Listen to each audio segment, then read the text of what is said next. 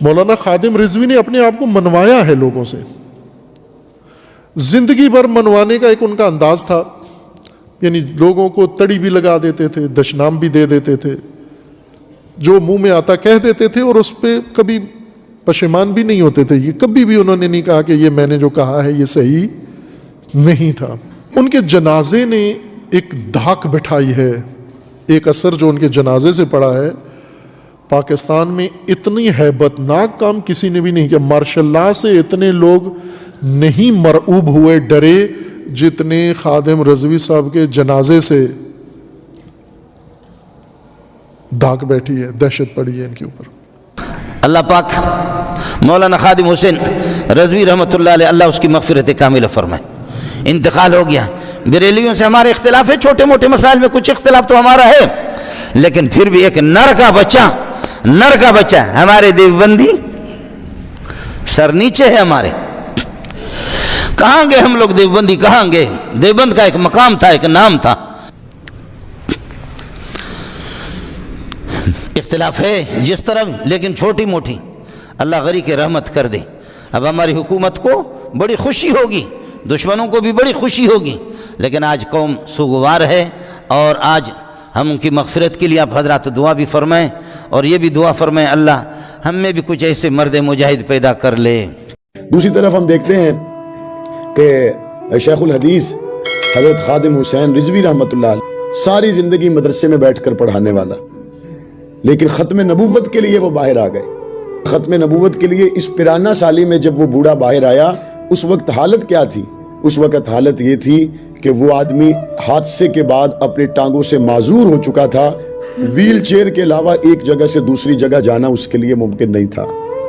لیکن جب اس بندے نے ختم نبوت کے لیے اپنی فکر کا اظہار کیا، تو ختم نبوت کا ایسا مقدس عنوان ہے کہ اس عنوان پر جو شخص باہر آئے، اللہ تعالیٰ اس کی محبت لوگوں کے دلوں میں ڈال دیتے ہیں۔ اس نے بیداری کا اظہار کیا، اس ختم نبوت کے مجاہد کی ویل چیئر کو دنیا ہاتھوں میں یوں اٹھا کے پھرتی تھی جس طرح گلاب کے پھول کو ہاتھوں میں لے کے پھرا جاتا ہے۔ کہاں سے کہاں تک اس آدمی نے پھر سفر کیے، اور آخری جو ان کی شہادت کا واقعہ ہے صرف یہ نہیں، بلکہ اگر آپ پچھلے دیکھیں تو 4 سالوں میں 4 سے 5 جگہ پر مشکل ترین موسم اور مشکل ترین حالات میں علامہ خادم حسین رضوی رحمۃ اللہ علیہ نے حضور کی ختم نبوت کے لیے دھرنے دیے، حضور کی ختم نبوت کے لیے جنازے اٹھائے، حضور کی ختم نبوت کے لیے اس پر گولی چلی، حضور کی ختم نبوت کی بات کرنے کے لیے اس کو شیلوں کا سامنا کرنا پڑا، اس کو خود جیلوں کا سامنا کرنا پڑا، مصیبتوں کا سامنا کرنا پڑا۔ وہ ساری مصیبتیں اور تکلیفیں برداشت کرنے کے باوجود وہ شیخ الحدیث سفید ریش، وہ ویل چیئر پہ چلنے والا معذور ختم نبوت کا مجاہد، اس کے پائے استقلال میں لغزش نہیں آ سکی، اور وہ ڈٹا رہا۔ آپ کے علم میں یہ بات ہوگی، جب اس سے پہلے آسیہ ملونہ کی رہائی ہوئی، اس وقت تحریک لبیک کے لوگوں نے پورے ملک میں دھرنے دیے۔ اس وقت پاکستان کے وزیر اعظم نے یہ کہا تھا کہ یہ مٹھی بھر لوگ ہیں، اور وزیر اعظم کی اس بات کو اسمبلی کے اندر اگر کسی نے رد کیا تھا تو وہ آپ کا بھائی معاویہ اعظم طارق تھا۔ میں نے اس وقت کہا، میں نے کہا یہ مٹھی بھر لوگ نہیں ہیں، یہ حضور کی ختم نبوت کا مسئلہ ہے، یہ مٹھی بھر لوگ نہیں ہیں، یہ نبی صلی اللہ علیہ وسلم کی عزت اور عظمت کا مسئلہ ہے۔ آپ کیا سمجھتے ہیں یہ مٹھی بھر لوگ ہیں، یہ تھوڑے سے لوگ ہیں؟ اللہ تعالیٰ نے اس بات کو آنکھوں سے ہم سب کو دکھا کے سچ دکھا دیا کہ 2 دن پہلے جب علامہ خادم حسین رضوی رحمۃ اللہ علیہ کا جنازہ مینار پاکستان پر آیا، تو لاہور تو کیا پاکستان کی تاریخ میں اتنا بڑا حضور سے محبت کرنے والے، صحابہ سے محبت کرنے والے، اہل بیت سے محبت کرنے والوں کا جم غفیر نہیں آیا۔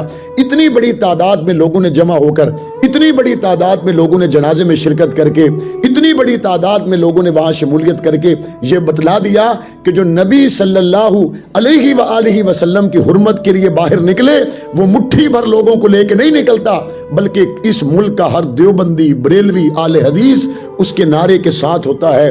اور بڑی تعداد میں بریلویوں میں، اہل حدیثوں میں، دیوبندیوں میں علماء، مشائخ، نوجوان، طلباء مینار پاکستان پر پہنچ کر انہوں نے بتا دیا یہ مٹھی بھر لوگوں کی بات نہیں ہے۔ خادم حسین رضوی نے ناموس رسالت، ناموس صحابہ پر جو آواز اٹھائی تھی، وہ پورے ملک کی متفقہ اور نمائندہ آواز تھی۔ اہل سنت کے ایک عظیم رہنما علامہ خادم رضوی صاحب اس دنیا سے رخصت ہو گئے ہیں۔ انا للہ و انا الیہ راجعون۔ میں ایک دیوبندی مکتبہ فکر سے ہوں اور وہ بریلوی مکتبہ فکر سے تھے، لیکن ناموس رسالت کے لیے ان کی جو کاوشیں اور کوششیں تھی اور ان کا آخری زندگی کا جو عمل تھا وہ بھی ناموس رسالت کے تحفظ کے لیے روڈ اور چوک پر نکلنا تھا۔ اللہ تعالیٰ ان کی کوششوں اور کاوشوں کو اپنی بارگاہ میں قبول فرمائے۔ نہایت دکھ اور افسوس کی آج بات ہے، ہزار خوف ہوں مگر ہو زباں دل کی رفیق۔ مسجد کے دل سے آپ کے سامنے یہ بات رکھنا چاہتا ہوں، پاکستان کے اندر حرمت رسول کی سب سے طاقتور، سب سے گرجدار، سب سے توانا اور بریلوی مسلک کے عصر حاضر کا سب سے بڑا رہنما آج اس دنیا سے چلا گیا۔ انا للہ و انا الیہ راجعون۔ خادم حسین رضوی اس وقت حرمت رسول کے لیے کھڑا تھا۔ بعض لوگ ہمیں باتیں کرتے ہیں، ہم غلط کہہ رہے ہیں؟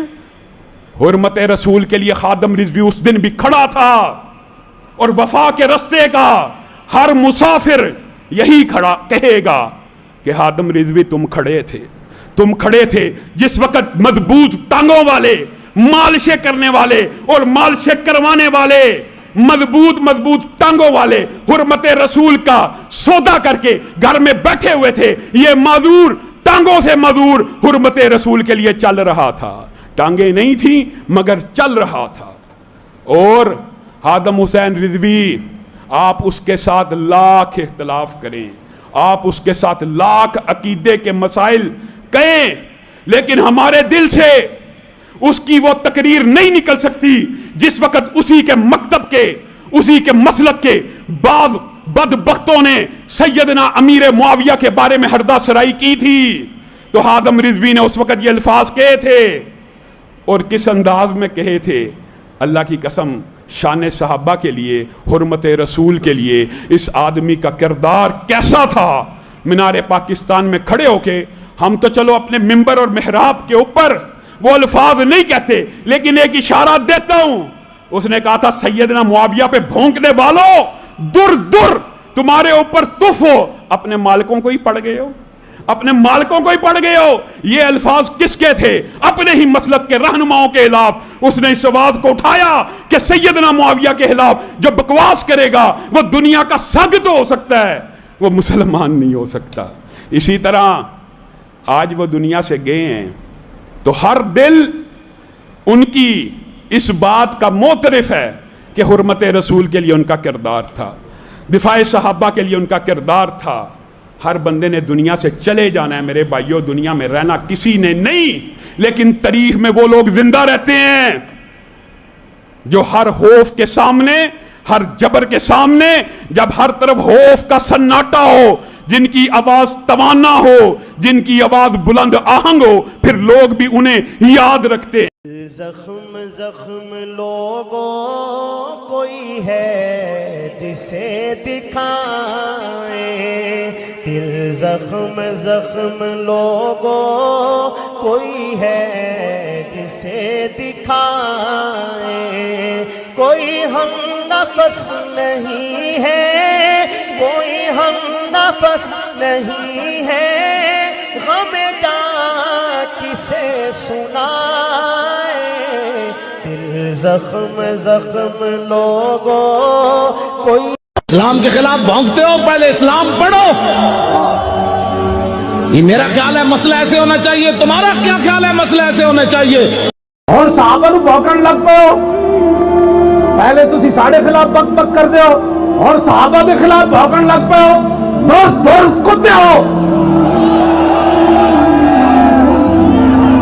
یہ میرا ہر اس بندے نو پیغام ہے جڑا صحابہ دے خلاف بک بک کردا، تانوں اپنے علم تے ماڑے ایہو جیاں تحقیقاں سی تہاڈیاں مروڑ کے تے اصل سافلین چھٹ دیاں گے۔ تہاڈا علم کتنا ہے جنہاں تے رب راضی، رسول راضی، اللہ نے ازل وچ ویکھیا، رسول اللہ نے فرمایا اللہ نے ازل وچ ہر دل نو ویکھیا تے میرے صحابہ دے دل تو ود کے انہیں کوئی پاکیزہ دل نہیں پایا۔ او پلیتو اور سیاہ دل والے ہو، تسی صحابہ نو پہ گئے ہو اور دھر دھر کتے ہو اور مالکہ نو پہ گئے ہو۔